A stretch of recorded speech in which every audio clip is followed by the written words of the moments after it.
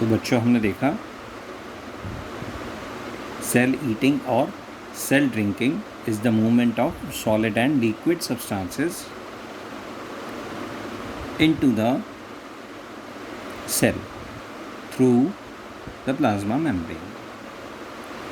Now we'll see the next important topic, which is the transport across the cell membrane.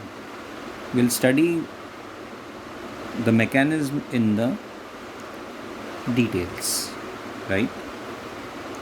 The first in this subheading is diffusion. देखिए बच्चों, diffusion क्या होता है? कोई भी substance है उसके मॉलिक्यूल्स की मूवमेंट होती है और वो मूवमेंट होती है एक पर्टिकुलर डायरेक्शन में. अब वो डायरेक्शन क्या है? डायरेक्शन ये है बच्चों कि जहाँ पे उस पर्टिकुलर सब्सटेंस के मॉलिक्यूल्स की कॉन्सेंट्रेशन ज़्यादा है वहाँ से वो उस एरिया या रीजन में मूव करते हैं जहाँ पे उनकी कॉन्सेंट्रेशन कंपैरेटिवली कम है. सो diffusion can be defined as the movement of substances, maybe solid, liquid or gas, from their higher concentration to their lower concentration. अब क्योंकि हम बायोलॉजी में पढ़ रहे हैं बेटा, तो थोड़ा सा हमें लिविंग सिस्टम्स में डिफ्यूजन को समझना पड़ेगा. जूनियर क्लासेस में आपने exchange of gases, specially the respiratory gases पढ़ा है. दो कौन सी इंपॉर्टेंट गैस हैं मुझे बताने की ज़रूरत नहीं है, हमें पता है. They are oxygen and carbon dioxide. During respiration the oxygen gas moves from outside towards the lungs. As lungs have low oxygen concentration, similarly, the carbon dioxide moves or flows from lungs to outside as it has a higher concentration in lungs than outside. So clearly you can see both the gases are moving from their respective regions of higher concentration to respective regions of lower concentration.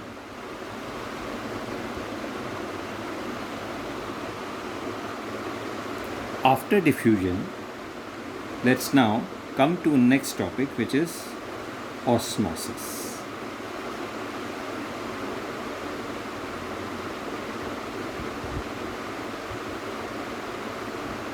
Now to understand osmosis, we must understand, we should know that water obeys the laws of diffusion. Water obeys the laws of diffusion. That means some kind of movement can also occur from region where water is in its higher concentration to a region where the water is in low concentration.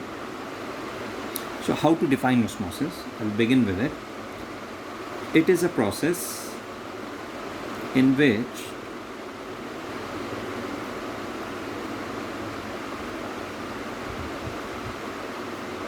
water molecules moves from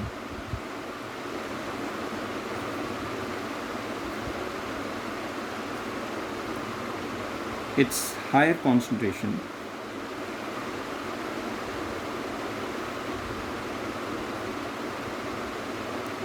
to lower concentration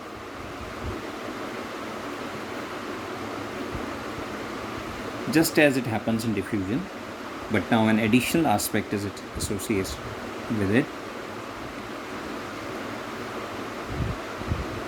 Through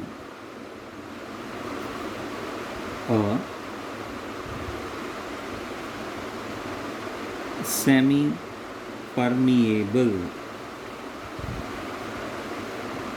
membrane.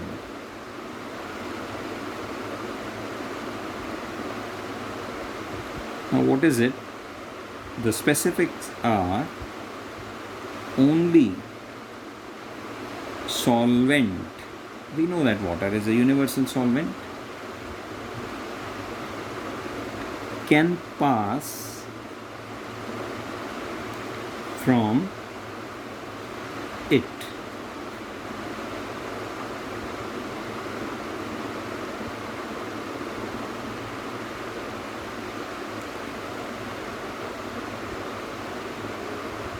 तो देखिए एक छोटा सा example लेके हम समझ सकते हैं.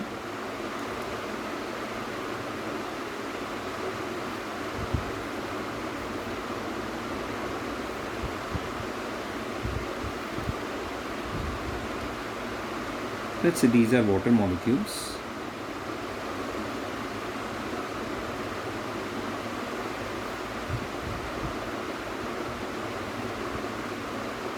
You can clearly see the right side is having less number of water molecules, and on the left side you can see large number of water molecules. And let's suppose this is this selectively permeable or semi-permeable membrane. What osmosis is? The movement of water molecules can be seen across this membrane in this direction, from its higher concentration to the region of lower concentration.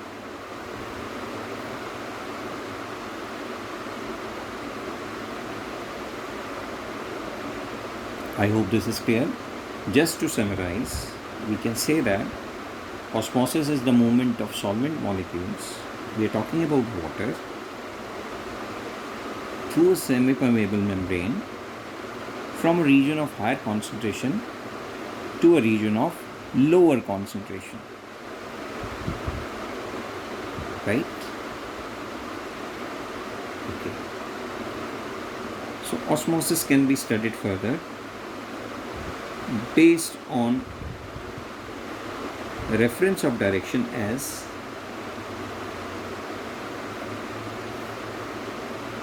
endosmosis and exosmosis.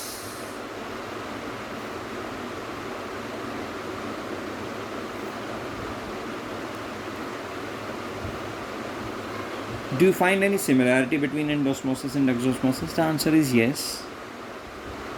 In both the cases, the water molecules are moving through a semi-permeable membrane from a region of higher concentration to lower concentration. Now our reference is fixed. Let's say this is my cell.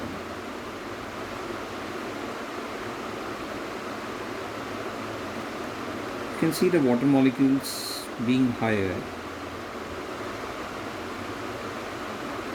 or in the outside environment you can see a few water molecules inside the cell, right? So clearly you can see in the external environment the water is in higher concentration, so it will move inside the cell through the plasma membrane. So simply, what is endosmosis? Endosmosis is the osmotic entry of water into a cell or a system. So, osmotic entry of water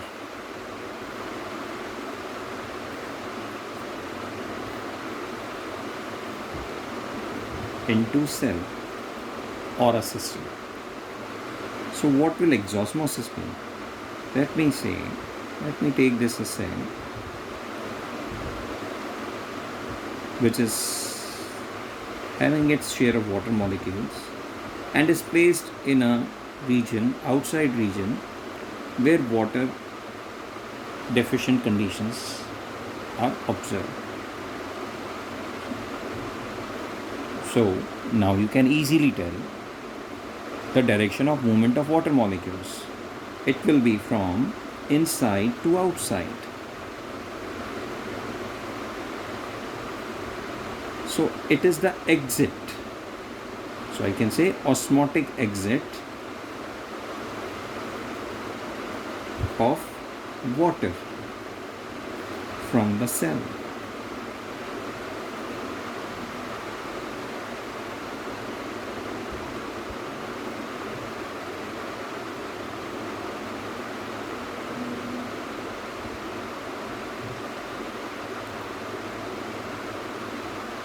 Let me take water in a bowl and I put some raisins in it.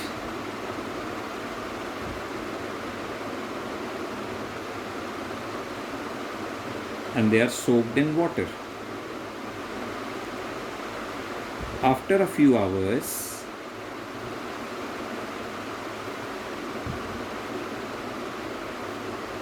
what do we observe?